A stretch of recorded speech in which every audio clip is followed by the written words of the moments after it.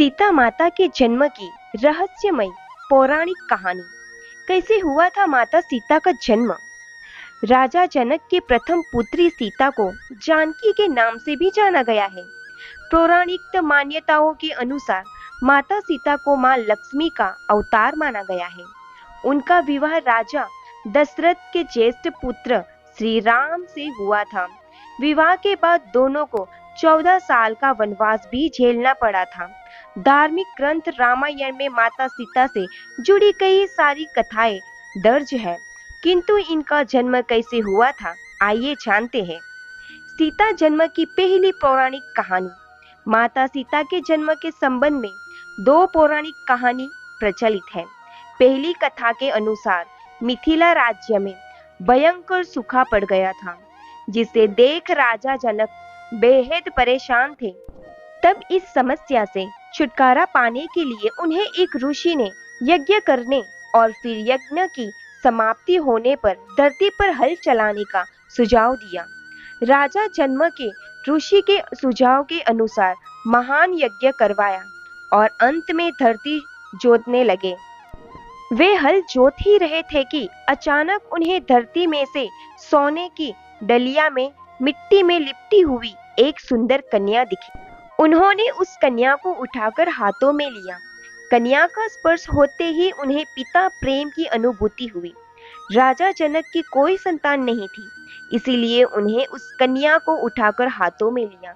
कन्या का स्पर्श होते ही उन्हें पिता प्रेम की अनुभूति हुई।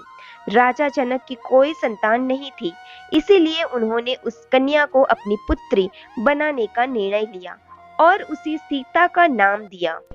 तो आइए दोस्तों जानते हैं सीता जन्म की दूसरी पौराणिक कहानी।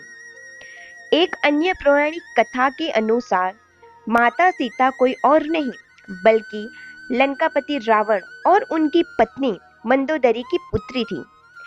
यह कथा हैरान कर देने वाली है, परंतु कई इतिहासकार इसे भी सत्य मानते हैं। इस पौराणिक कथा के अनुसार सीता जी वेदवंती नाम की एक स्त्री का पुनः जन्म थी। वेदवंती विष्णु जी की परम भक्त थी और वह उन्हें पति के रूप में पाना चाहती थी, और ऐसा करने के लिए उसने कठोर तपस्या की। कहा जाता है कि एक दिन रावण वहां से निकल रहा था जहां वेदवंती तपस्या कर रही थी।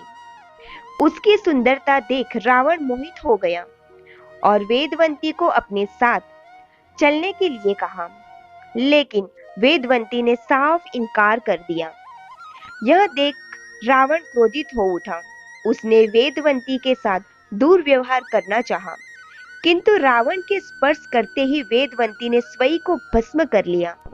परंतु उससे पहले उसने रावण को यह श्राप दिया कि वह रावण की पुत्री के रूप में जन्म लेंगी और उसकी ही मृत्यु का कारण बनेगी। कहा जाता है कि कुछ समय के बाद रावण की पत्नी मंदोदरी ने एक कन्या को जन्म दिया, लेकिन वेदवंती के श्राप के डर से रावण ने उस कन्या को स्वीकार नहीं किया और जन्म लेते ही उसे सागर में फेंक दिया। सागर की देवी वरुणी ने उस कन्या को धरती की देवी पृथ्वी को सौंप दिया। पृथ्वी की ही गोद में बसी इस कन्या को पिता के रूप में राजा जनक और सुनैना से मां का प्यार मिला। आशा करती हूँ दोस्तों आपको ये हमारा वीडियो अच्छा लगा होगा। अच्छा लगा हो तो प्लीज लाइक और शेयर जरूर कीजिएगा। चैनल पर नए हो तो चैनल को सब्सक्राइब जरूर कीजिएगा।